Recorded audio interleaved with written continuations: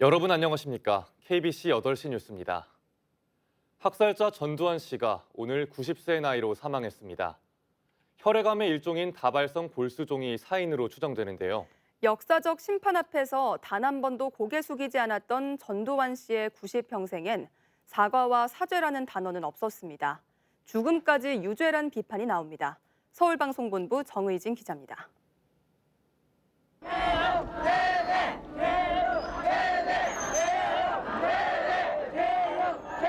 80년 5월 들불처럼 번진 광주의 민주화 함성을 전두환은 유혈 진압했습니다.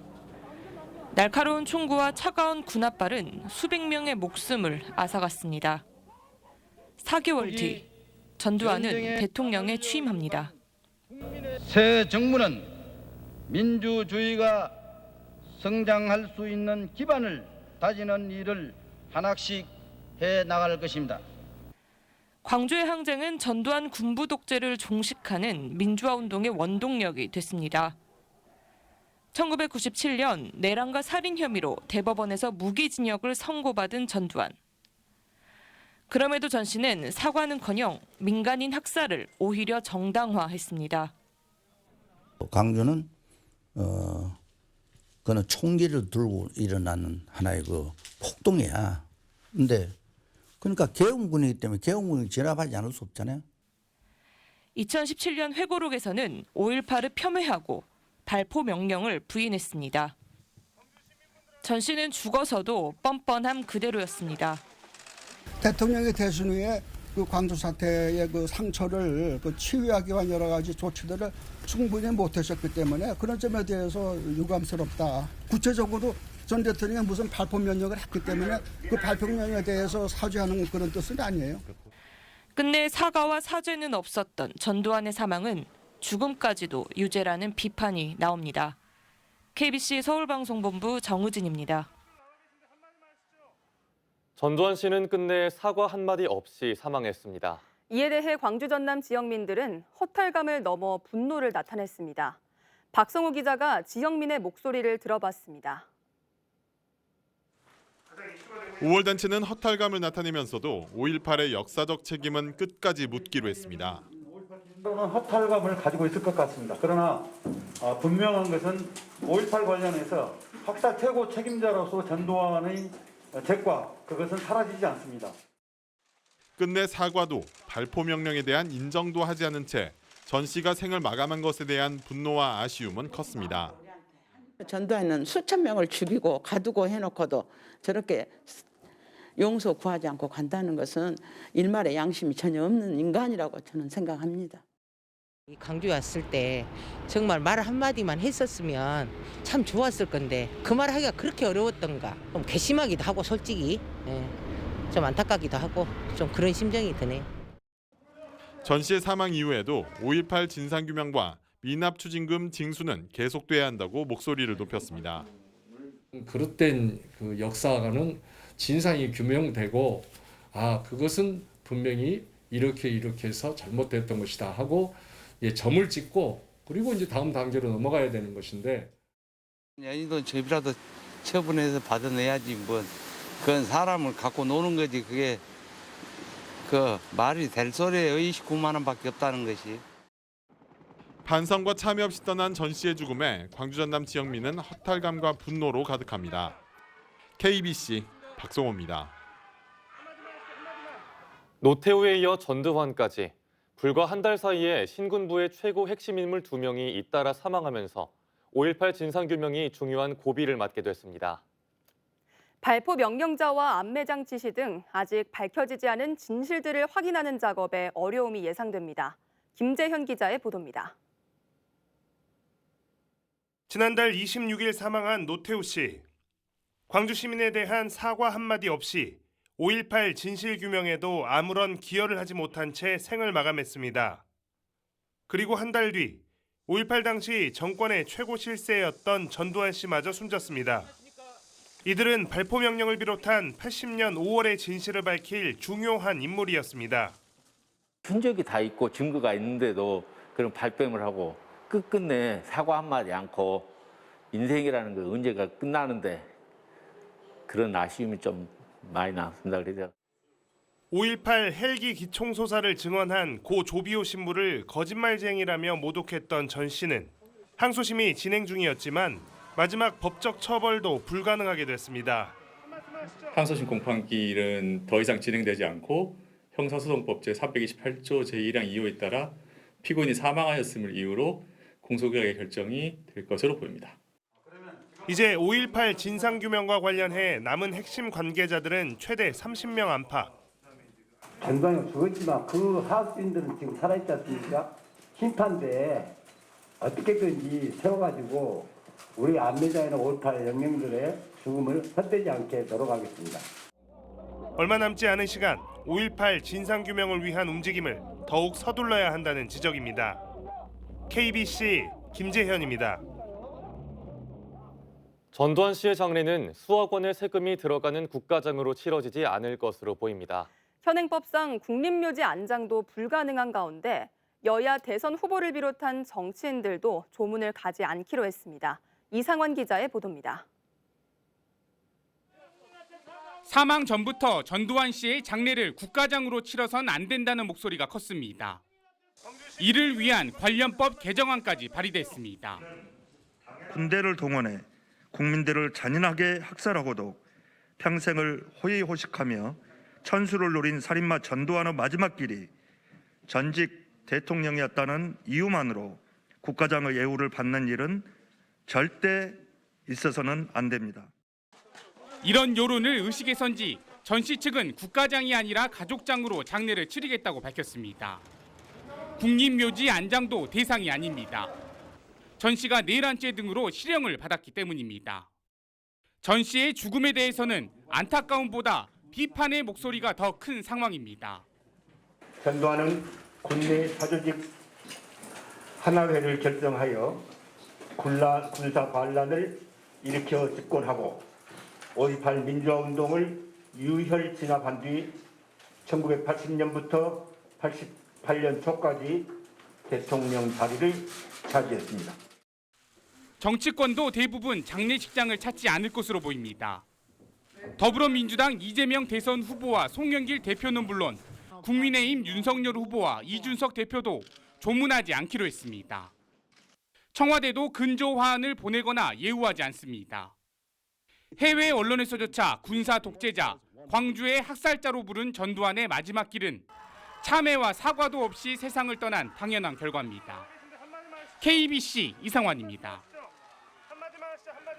지역 국회의원들이 5.18 민주화운동 무력 진압의 주역인 전두환 씨 사망에 대해 역사적 책임을 물어야 한다고 촉구했습니다. 광주, 전남 전북 지역구 국회의원 27명은 국회에서 기자회견을 갖고 고인에 대한 애도보다는 허망하고 분한 마음이 앞선다며 전두환은 마지막 순간까지 반성도 사죄도 없었고 법원이 이제 처벌조차 할 수 없다는 사실에 분노가 치밀어 오른다고 밝혔습니다. 국회의원들은 내란 학살의 주범 전두환의 죽음으로 80년 5월 헬기 사격의 진실을 밝힐 기회도 소멸됐지만 역사의 책임은 반드시 물어야 할 것이라고 덧붙였습니다. 이용석 광주시장과 김용록 전남지사가 사죄 없이 사망한 전두환 씨에 대해 분노를 나타냈습니다. 이 시장은 전 씨가 사과 한마디 없이 생을 마감해 울분과 분노가 앞선다며 민주주의를 말살하고 국가와 국민에 반역한 전 씨에게 어떠한 애도도 적절하지 않다면서 국가장 등 예우를 해서는 안 된다고 목소리를 높였습니다. 김 지사 역시 과오를 인정하지 않고 5.18의 가치를 폄훼한 전 씨에 대한 애도는 적절치 않다고 강조하며 학살 주범들에게 반드시 책임을 물어 역사의 정의를 바로 세우는 데 앞장서겠다고 밝혔습니다. 네, 다음 뉴스입니다. 호남 민심을 잡기 위한 민주당의 행보가 빨라지고 있습니다. 이재명 후보의 부인인 김혜경 여사는 오늘부터 광주 전남에 머물며 밀착 행보를 이어갈 예정입니다. 임소영 기자가 보도합니다.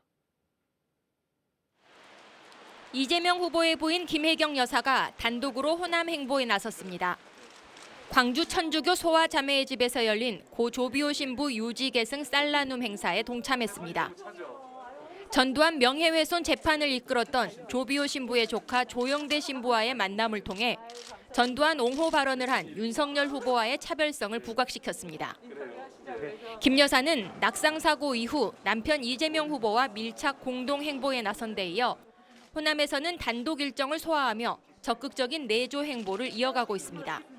오전에 들려진 소식 때문에 오늘 행사나 오늘 여기 오신 모든 분들이 참 착잡한 그런 심정일 것 같습니다.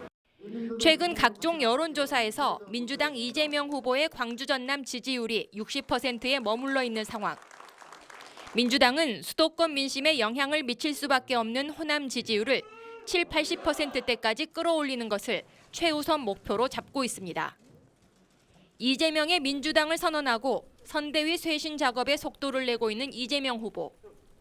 오는 26일 전남 일정을 시작으로 28일 광주를 찾을 예정이며 29일 광주 선대위 출범식에 참석해 호남 비전을 밝힐 계획입니다.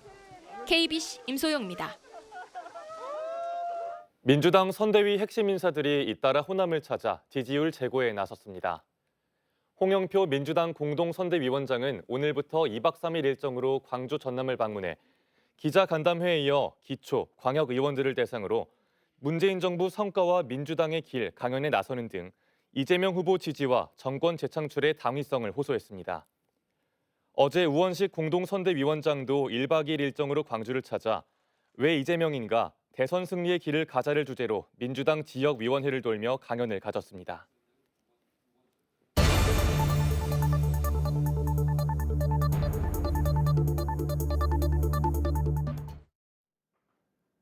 여수산단 광양제철 기획 취재 이어가겠습니다. 취재팀이 확보한 환경부 연구 자료를 보면 여수광양 주민들의 체내 중금속 농도가 높았습니다. 전국 평균보다 남농도는 20%, 카드뮴 검출량은 16%에서 44%나 많았는데요.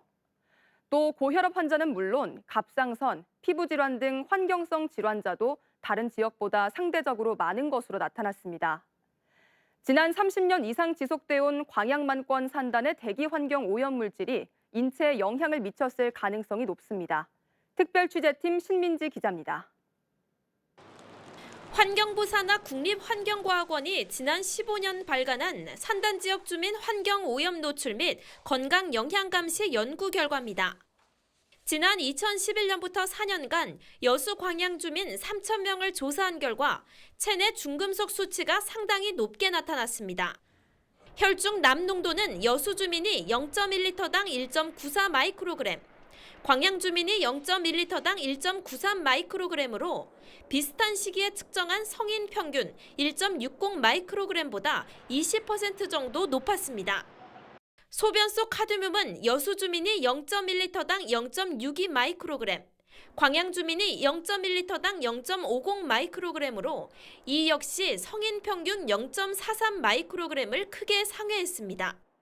납이나 카드뮴은 이제 많이 노출됐을 때 굉장히 이 시민의 건강에 치명적인 영향을 미치는 되게 위험한 중금속들인데 공단의 영향으로 주민들한테 농도가 좀 높게 나온 거다 이렇게 좀 판단이 됩니다. 대기질 분석 결과를 보면 이산화황과 이산화질소의 농도는 여수에서 기준치를 가장 많이 초과했습니다. 특히 발암물질인 벤젠의 농도는 여수 산단에서 타 지역 산단 대비 최대 6.7배 높은 수치를 보였습니다.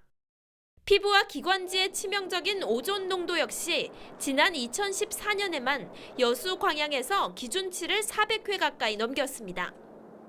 여수와 광양 주민들의 소변에서는 휘발성 유기화합물이 한국 평균치보다 높게 검출되기도 했습니다.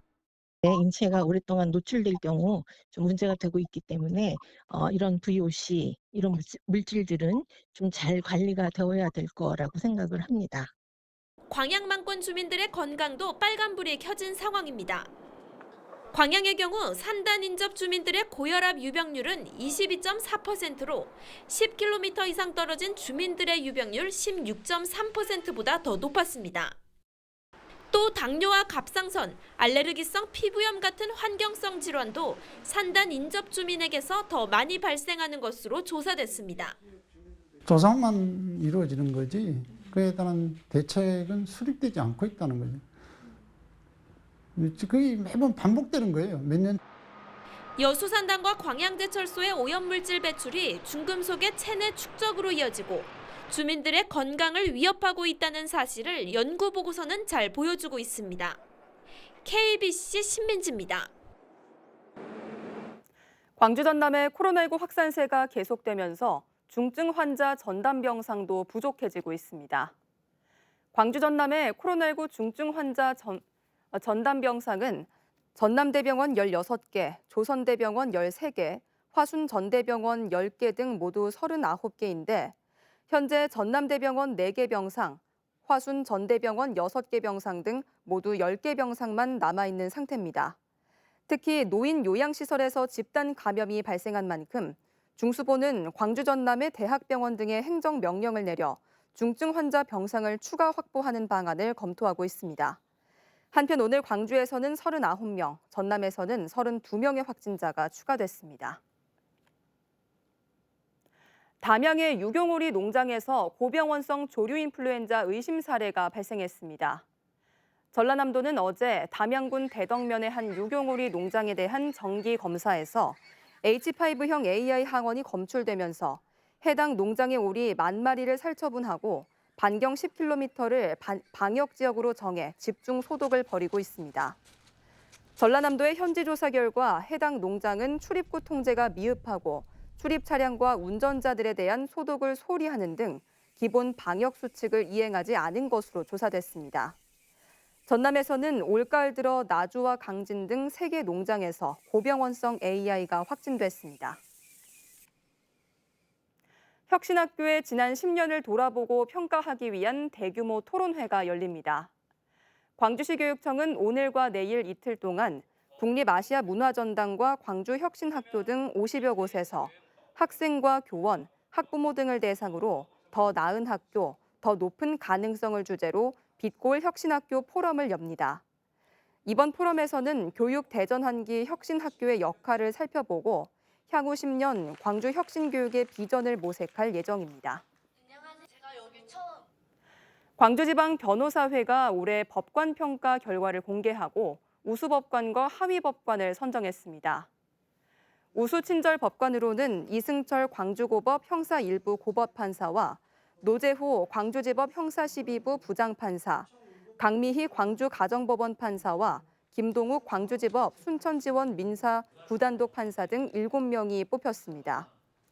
하위 법관으로는 5명이 선정됐는데 증거 신청을 과도하게 제한하거나 고압적이고 무례한 태도로 소송 관계인을 대했다는 지적을 받았습니다.